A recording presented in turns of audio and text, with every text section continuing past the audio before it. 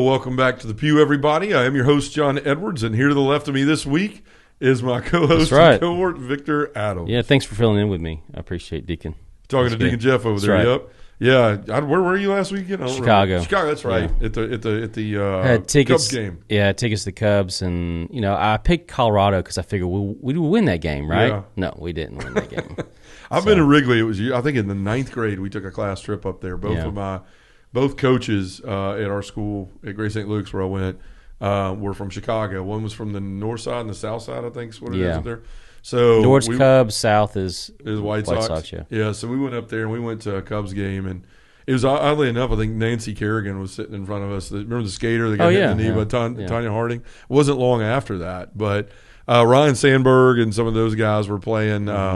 Andre Dawson, Mark Grace. Right, remember some of them, but I think they lost that day too. But right, yeah. But it's a cool place to go see a game, though. It is, man. It's just the cost in beverages have gone way up since. Oh, dude, what is it not? I mean, you can't go anywhere without paying $12 for a beer anymore. I wouldn't say $18 a beer. I was like, oh my god, 16 for light beer. So yeah, that's right. That's right. I think I'll just be thirsty. Thank you for forever. Water. Oh, $10. I guess so. I didn't know it cost me $1,000 to watch you lose. But we had a great time, and Ella was she enjoyed it, and it was one of because Chrissy's her dad was a Cubs fan, so she got to enjoy it as well. So we had that's awesome. I saw the pictures. Y'all had all of you with Cubs hats on it, so it's cool, man. It's about making the memories. We were probably like row 30, right behind the home plate, so it was great. That's awesome, man. I'm glad you got to do that. It is important, as we always talk about on here, to put family first and to make time for that, and you do a really good job of that, Victor. So I'm glad you got that time, but I'm also glad, as you said, Deacon Jeff was able to step in. He came around on this side of the camera, and we had an episode last week that was talking about amending your life and really amending it, not just going in and saying I want to be better, but actually doing what it takes. So it was a great episode to do there. This week we're going to be talking about something else, the choices that we make and how they matter. We're going to get into that here in a minute. But first I want to just tell everybody that right now we are still booking Pierce missions for 2023 and 2024. Man, we have just had tons of feedback, letters coming in left and right from places we've been, sharing about the impact that we've had. I mean, just a few weeks ago we were in Wichita Falls. They've got over 30 guys meeting. They've got stuff scheduled out for months. I talked to Ivan that was up at St. Anthony of Padua in Las Vegas. And he sent a letter talking about the impact it's had there and how excited guys are and how it was just what they were looking for. And, guys, that's really what we want to do. We want to go around the country and help put boots on the ground and help people start these groups. That's what's missing out there, right? Everybody's got programs. Everybody's got DVDs in a box, and those are all good things. They have their place. But they can't exist if we don't have the groups. And the problem is we don't have groups because Father's too busy to start one himself. The men that want something are convicted of their shame and don't think they're the right guy to lead, which, by the way, that's false and not true, or I wouldn't be sitting here today. The Lord can do anything with anybody. And the third thing is that the ones that do think they can do something, they don't know what to do.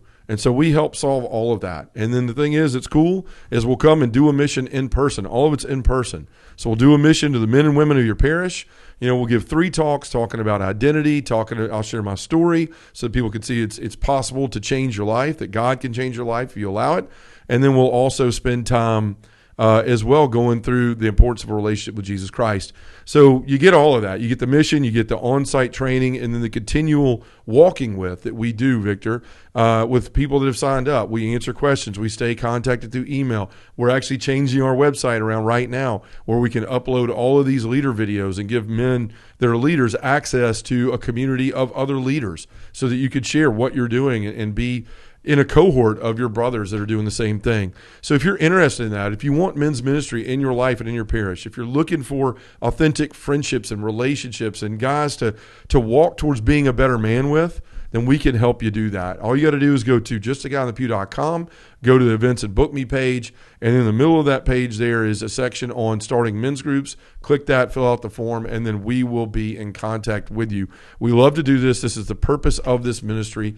We want to be like our patron saint, St. Paul, and go out boots on the ground and start communities everywhere. So again, go to our page, go to the events and book me page, and then look at the men's ministry there.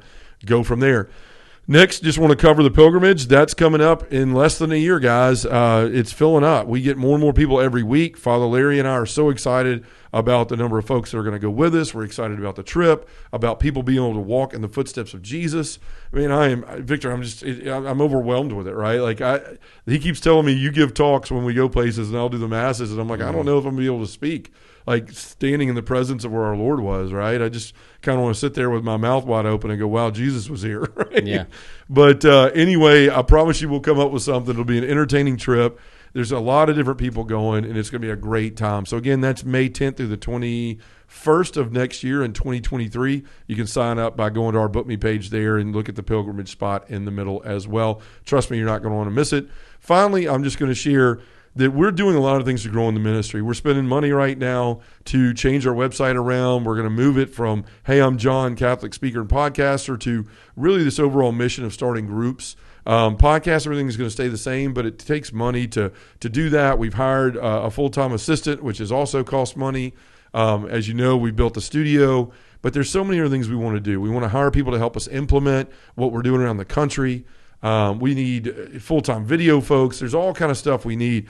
And so right now we're asking people to consider giving to the ministry if you haven't yet. You can do that by going to donorbox.org/pew. Doesn't matter if you give $5 or $500. Of course, we'd always like $500, but we know not everybody has that. So anything you could give, if you've been touched by this ministry at all, right? If it's moved you, if it's helped you be a better man, consider just giving to us. And the great thing is that it is a tax deduction because we are a 501c3. So right now we're really trying to make moves the Lord is putting in front of us, and we're trying to discern what he wants of us. And as we do that, of course, some of those decisions cost money.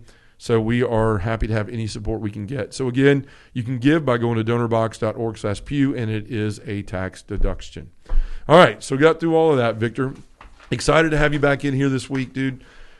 I just, the reading this weekend, or this past, I guess it was a Saturday or Sunday ago now, the gospel reading was the rich man and Lazarus, right? And it's something that every time I read it, it's just an interesting passage because Jesus is giving you a description of what hell's going to be like. And, and you just, it's just a reminder that the choices we make matter, like how we live our life matters. And if you're not familiar with it, it's in Luke chapter 16. It's called the parable of the rich man and Lazarus. And Jesus has spent time in this part of Luke just kind of going over about the talents, and he's talking about the prodigal son and all these different things in there. And a lot of it goes back to money. And it's because the Pharisees were these people that they had a lot of notoriety. They had respect of people. They were wealthy. They just had a lot of They're very comfort. Right, very learned. So therefore, when everyone listened to them, they assumed that they were correct. Right. And so Jesus is telling all these parables saying, like, no, like do what they tell you to do as far as teachings, but don't live like they live, right? And so, he spends a lot of times calling them hypocrites. And so he tells this parable while they're all around him. And he's basically talking about this rich man that it says in the first couple of verses that he was dressed in purple garments and fine linen. Was very expensive clothing back then. Yeah. Purple dye was very expensive. That's right. It wasn't just laying around, right? Yeah. Right. Yeah. They had to make it with blue and yellow or whatever that makes green, whatever color makes purple. But no, he was wearing fine linens and purple garments. It says he dined scrumptiously, right? Or sumptuously. Not scrumptiously, sumptuously. Deacon Jeff dines scrumptiously. But this is sumptuously each day. And so it goes on to say that. So this guy had everything, right? Nice house, had money, was going in, eating whatever he wanted, could afford anything, dressed nice. But here was this man, Lazarus. And just to differentiate here, this isn't Jesus' best friend, Lazarus, that dies. This is just a man in a parable that he names Lazarus, probably because of his popular best friend. name. Right, or a popular name at the time. But this guy's laying on his doorstep, like literally on this guy's threshold, has nothing, doesn't have fine clothes, isn't eating sumptuously or scrumptiously or whatever, says he has sores that dogs would come up and lick. And then he was basically laying there hoping that he could even just eat the scraps of the table of this rich man. And this guy passes him every day, right? And then all of a sudden the poor man dies, the rich man dies, the poor man is carried into the bosom of Abraham. It says, and then the other man isn't. He's in hell. It says there's a great chasm between the two places so that no one could cross back and forth. And so the rich man, looks over and he says, Father Abraham, tell Lazarus to dip his finger in the water, put it on my tongue so it can cool my tongue. It's basically he was tortured over there. And He says, no, basically, you can't. We're not allowed to go back and forth and all of that. And why would he have pity on you? You didn't have pity on him in your life. And so the guy goes on to his next thing to say, well, please send someone to my father's house. I have 5 brothers, so that they can know, that they need to live differently basically than I did, so they don't wind up here. And he says, no, your father and your brothers have the prophets and Moses. Right.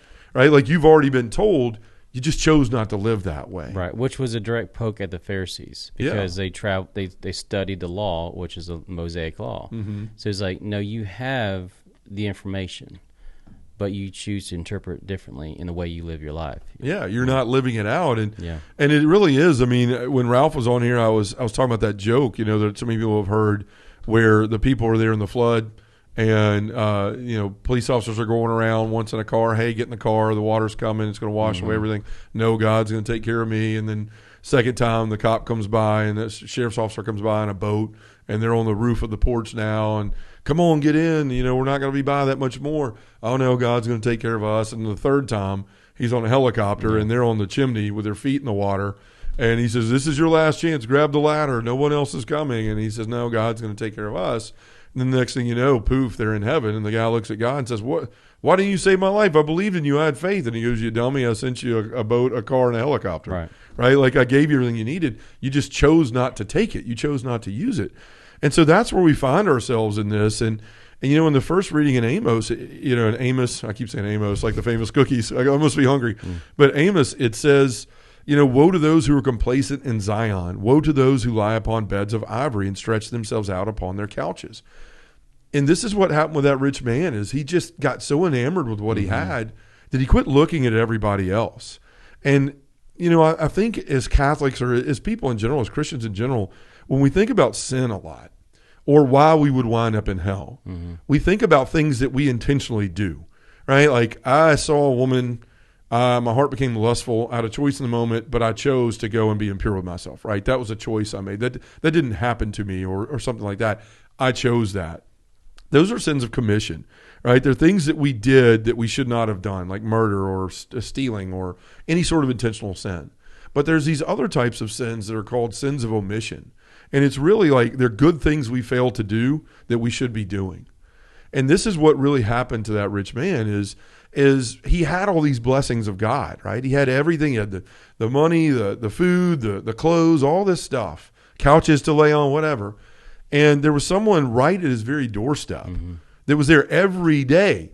Can I have something? It doesn't say that the man asked him, but I'm sure he was laying there for a purpose, hoping that the man would help him. Right. And it wasn't the fact that he kicked him, he spit on him, he threw him off of his porch, any of that. He let him lay there all the time and just chose to ignore him. Right? He just said, it doesn't matter to me. Like, okay, sorry you're in that situation. I'm not. See you later. And this was a great sin of omission. It wasn't that he did anything physically wrong to him. It's just that he didn't care to do anything to help him. Well, that's the thing. The word complacency, I think we have to be really like a red flag whenever we feel that is a word that's in our lives. Yeah. Because really, it's kind of like an action. It's choosing not to do something. Yeah. So being complacent means that, well, someone else will take care of that person. Someone else will take care of that. I don't. You know what? I think they'll be able to kind of fix that car. Yeah. My roommate probably needs help to go there, but he'll figure a way out, do that stuff. So it's like someone else will take care of what I can do to help. And that's what he was doing, is he was guilt by being complacent and not seeing Lazarus as a fellow brother. Yeah. Not giving him personhood, I guess you could say, whatever the word is now, modern days, personhood, and recognizing that this person has value. Yeah. This person is someone that needs help and assistance and guidance. And good gracious, he was also a brother in the Israelite, Jewish brother, So he's part of your tribe. Dignity, right? He's part of your tribe. Why not help out, And I think kind of also in the sense where he was talking about when he was calling to Lazarus and Abraham, he still didn't give recognition to Lazarus. Yeah. He was saying, Abraham, send him to me, instead of saying, Lazarus, I'm sorry, could you please come and help me? Where I failed to help you. You're right, and and you see it in a lot of things. I mean, you see it in multiple parables. So you see it in the Good Samaritan, right? The first two go by, and somebody else will take care of it, like you said. And then the least likely person was the one that took care of it. Right. You look at the parable of the talents, And, the first two take them and they double them, and the other one goes and buries it. And, basically, somebody else will make the money. I mean, he says, I was afraid you'd be mad if I lost it. But basically, it's an excuse that I'm not doing anything, right? I'm not going to do anything with what I've been given. And that's what we have to realize in our lives is that God has blessed us with so many things. And I don't care if you have a lot of money or you don't. Most of us have good health. We can live, right? We can clothe ourselves, things like that. Obviously, there's a lot of people out there that can't. But if you're in that situation, then God has blessed you with a lot. And you don't have to be somebody that's a millionaire to be able to give back, right? It's not about stroking a check. You have time, you have talent, you have treasure. You have all these gifts that God has given you. You have a choice. Am I going to use those, right? Angela and I can't always give to everything that we need to give to that we want to. We can't, the church may need a new roof and we can't go write a check to pay it all off. I wish we could, we would. Yeah. But what we can do is offer our help in doing a podcast or going on the road and speaking to people or helping men's groups get started. You look at what God's given you, and instead of saying, well, I'm just going to use it to benefit myself, I'm going to go out there and understand that God gave me these gifts, and I'm going to go use them to benefit other people. Whether that means, stopping on the side of the street and helping that person, or like this rich man should have done is reach down and said, brother, like, here's everything I have left over every night to eat, or here's a cup of water, or come in and clean yourself up. Any of those things in that moment would have been something good. And that's the thing, is that Jesus, didn't put this man in the parable going to hell because he necessarily did something. Like, Jesus didn't want to do something radical, like change places with him. He wasn't saying, like, you go out there and lay on the ground, let him live in your house, you give him your life, right? He wasn't asking for trading places. The old Eddie Murphy and Dan Aykroyd movie. Yeah. It's Dan Aykroyd, right? Yeah. Yeah. So he's not asking for that. All he's saying is, like, have compassion, right? Like, understand there's something else in this world besides yourself. And then go and help that. That's the two commandments that God gave us, right? Love the Lord your God and love your neighbor. But so often when we get so busy about loving ourselves that we forget to love either one of the two. Right. Well, the unique thing about Jesus and all his parables is that obviously there's meaning behind it, and we interpret it as best we can, and people teach us what that means. And another parable that kind of came to me in a sense of like being complacent is like, the laborers in the vineyard, where that the owner hired people on certain hours of the day, right? And so the people that worked the whole day were upset because they didn't get, the people that came in. But yet what he was more upset about are people just staying and doing nothing. Yeah. He said, well, what are you doing here? Well, come work for me. As long as you're doing something, if you're laboring for the faith, if you're trying to help people and talk about Christ and loving Christ and by loving other people, then that's what he wants you to do. But if you just stand aside and not participate, but yet you call yourself a man of faith or a person of faith or a woman of faith, but yet you don't apply in the sense of working in the field in the mission of this world, then you're really not contributing to anything. Right. Well, and that's the thing. I mean, that's the thing about sins of omission is it's really telling in the parable when the guy needs something, then he calls out and says Lazarus has Lazarus. So he knew Lazarus' name. It wasn't like he was oblivious to this guy. He even knew his name. Yeah. He just didn't care. Right. And we can say, well, what a jerk. But how many times do we do the same thing in our life where it's just easy to have a cop out and go, well, what can I do? Right. Well, most of the time when we say that, we don't actually sit down and think, what could we do? Right. I have a closet full of clothes I never wear. I could probably go give those to that person. I have cans of soup in my pantry that have been in there for years that we haven't eaten. I could probably give those to those person. Like, we always are quick to say, well, I just can't, I don't know what we could do. And it really is like, I don't want to do anything. Yeah. I don't want to be bothered because I'm busy about my business, right? Instead of being busy about the things the Lord wants us to be busy about. And this is just so many other places. It's what blows my mind when people go, well, it's enough for me just to say that Jesus is my Savior. One drop of his blood's enough. He's telling you again and again and again, it's not enough. Like, you have to go live what I've asked you to live. Like, we don't believe in just that faith is enough. It's faith and works, right? It's going out and putting that faith into action and living the faith. And I don't know about you, Victor, or Deacon Jeff, anybody, but I spend a lot of nights when I'm sleeping and pray or about to pray and pray for people. And people I know that are just so far away from the Lord, I'm like, please let them come to understand. Or people that think they're really close to the Lord, but they're not actually living the faith.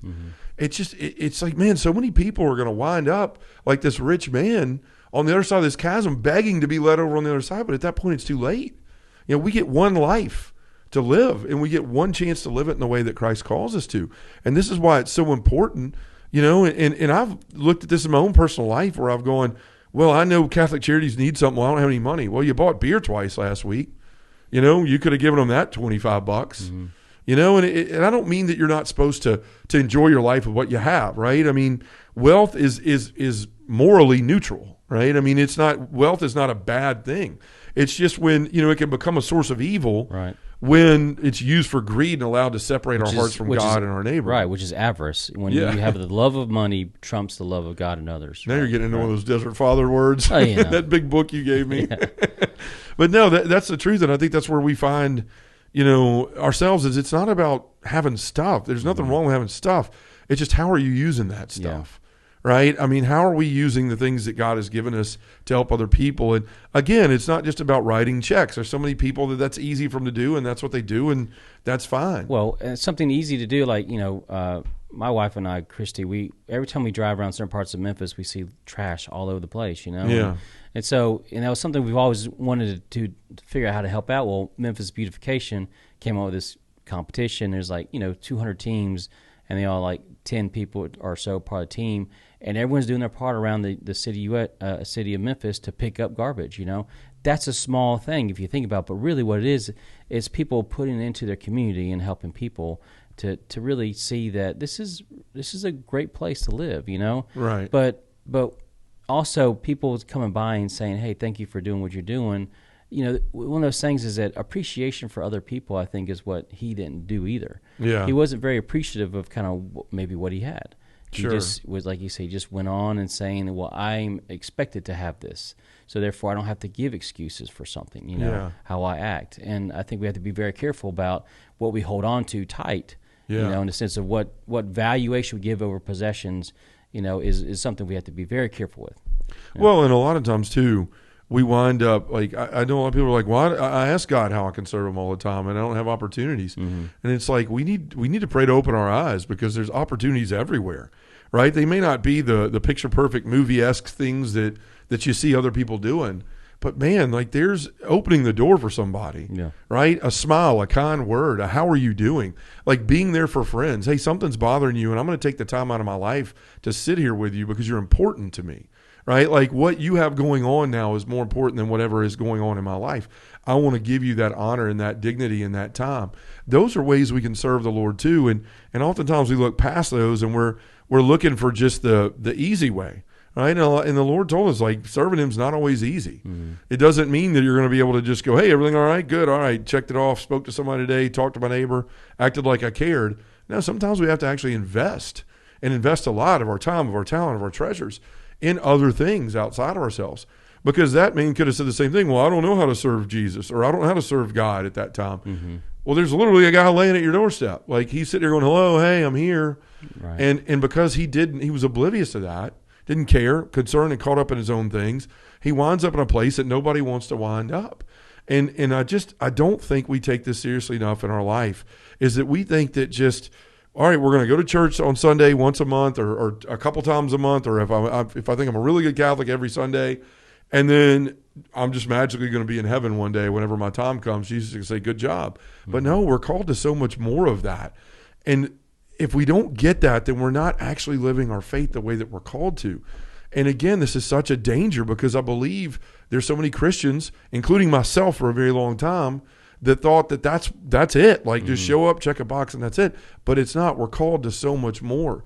And I try to remind myself, and I'm not always good about it, but to look back, and this is why an examen is so important in our lives, right? Our daily examen is to look back and say, how did I live my day? Mm-hmm. So many people will go to adoration, they'll go to confession, they'll go to mass, they'll be daily communicants, all of those things. But 9 times out of 10, when you ask somebody, the 2 things they don't do the most is confession, 1, and 2 is an examination, which is basically which should lead you to confession, right? Is what did my day look like? And if we're not doing that, then we're kind of putting goggles on, and our blinders like a horse, and just seeing what we want in front of us instead of the other opportunities that God wanted us to live our life. Or how we affect other people in our choices and decisions, right? Yeah. That's exactly right. So, and how many lives we could have made different, and we underestimate how much influence we can have on people around us, right? Just, I mean, I can't tell you, and it's such a blessing. We'll get emails and letters. I mean, I told you today, I went to the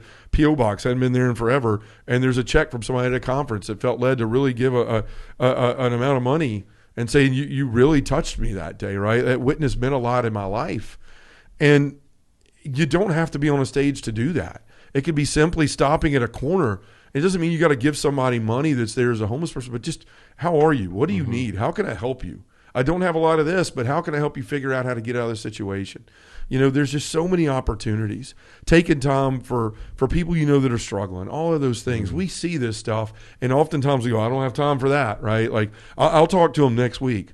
Well, who knows? Maybe it's like this Lazarus who next week isn't there because he died, right? I'll get to him next week. I'll give him scraps tomorrow, and the opportunity passes, and then we pass. And the Lord's standing there going, I'm sorry, but you simply didn't live the way I asked you to live. This book is not full of sunshine and rainbows. It's a love story, but in any love story, there's tons of pain. There's tons of suffering. There's tons of things that have to be a fire, right? A reckoning, a forging that we have to go through. And the point of our Christian faith is to continue to go back to these things and to say, you know what, if I think I'm here, if I think I've landed, if I think I've made it, I really need to go back and look at my life because I probably haven't. Because I can look back today, and it's not even 6 o'clock in the afternoon, and look at probably multiple opportunities. I had a better opportunity to treat someone better than I did. Right. Or to be a blessing in someone's life when I chose not to be. Well, and kind of what you're saying is like everyone kind of create a list of things you've always wanted to do that you just didn't know you had a time or whatever, and call and figure it out if they need volunteers. You don't have to be there every day. Right. You know, like if you're a retired teacher, you know, and there's some kid needs help at a tutoring clinic, you know, to read. I mean, that's a ministry as well. Yeah. You know, the many things you can do to help other people. There is all the time. Right. And it's just like you said, I mean, how we live our life matters. The choices we make matter. And so, you know, for those of you out there that may be struggling with this, that may be going, you know, hey, well, okay, great. Well, how do I start living differently? What do I do? I would say, first of all, like if you're a Christian, don't claim ignorance. Right? We know what Jesus taught and what he asked of each and every one of us. He wants humility. He wants compassion. He wants self-sacrifice. You know, he talks about the last shall be first, the first shall be last. This isn't words for people who no longer live, right? This isn't for the people that walked around with him and had the grace to be in his presence. It's written down. The Lord, through divine revelation, gave this to people to share. That's why in the John chapter 17, the priestly prayer, he says, I not only pray for you, but the people that will come to know me through your word, right? He was praying for all of us. So this book is written for all of us today and not just back then. So we have to start realizing, like, I can't just say, well, I thought that was for other people. No, it's for you, and you have to live your life that way, or you're going to wind up someplace you don't want to wind up. Hell, eternal separation from God, begging for a drop of water from people and wishing you lived your life differently. Ask yourself if you're really loving others first. It's so easy to go, man, I'm a great dad, or I'm a great mom, or a great employee or employer, or all this stuff, but are you really? Like, sit down and challenge yourself. Are these beliefs I have about myself true? A lot of times we're always talking about don't believe the negative stuff. Well, sometimes the positive stuff needs to be put in check too, and go, am I really the guy that I claim to be? Am I the loving dad? Or am I the dad that's saying, y'all come spend time with me while I watch what I want and do what I want? And I fall that all the time. Don't talk when the show's on. Yeah. Right, yeah. I'm that guy a lot. You can ask my kids, they tell you the truth. But also, are you allowing the things of the world to come before the things of God? Right? Is my promotion, my house, my car, my work, my money, my whatever it is in your life, whatever that it is, are you allowing that to come between you and God? Because if you are, then you're going to wind up at the same place, because nothing can come before him. He has to be the number one priority in our life. Well, and joy will elude you most of your life. That's the point. Like, we look for happiness and all these other things that are never going to make us happy. The only thing that truly makes us happy is self-sacrifice, which doesn't make sense to most people, which is why they don't do it. But it's that joy is found in that. That's a great point, Victor. Also, pray for your eyes to be open to the many opportunities God puts in front of you each day, and ask for those. Like we ask for everything else. Lord, I need help paying this bill. Lord, I need help, help me get a new car. Lord, I need help with this promotion. Ask him to help you see the things that he needs help with, right? Open my eyes to the many opportunities each day that you put in front of me that I just have gotten so numb to that I pass by. That guy doesn't look homeless. He's got brand new Nikes on. Whatever that I've numbed myself to, pray for those scales to be removed from your eyes. And Lord, give me these opportunities, show them to me and allow me to follow them. and to capitalize on them, and to take my time to go and be a part of them. The last thing I would say is remember Luke 12:48, and it says, "To whom much is given, much will be required." Right? This is something that all of us should take to heart. If we've been blessed in any kind of way, and we can bless others with things we have, or our time, or our knowledge, or our love, or our gifts, whatever it is, then we've got to do it, because our choices matter. How we live our life matters. We've been given time. We've been given talent. We've been given some amount of treasure, whatever that is. How we choose to use it is what's going to matter in the end, Victor. So, guys, take that to heart. Look at it. Sit down and examine your life. Don't just listen to this podcast and go, "Oh, man, that was great." Actually do what we're talking about. And I promise you, we're going to do the same thing, and look how we can be better. But, Victor, let's take this all to prayer, all right? In the name of the Father, and the Son, and the Holy Spirit, amen. Heavenly Father, everything that you have given us is a gift that's supposed to be used to bring others to you. If we aren't careful, though, we can easily use those gifts for ourselves and lose sight of the needs of others. Help us each day to open our eyes to situations around us and the needs of our neighbor. And, Father, let us never forget that the choices we make, matter not only today, but for the rest of eternity. In the name of the Father, and the Son, and the Holy Spirit, amen.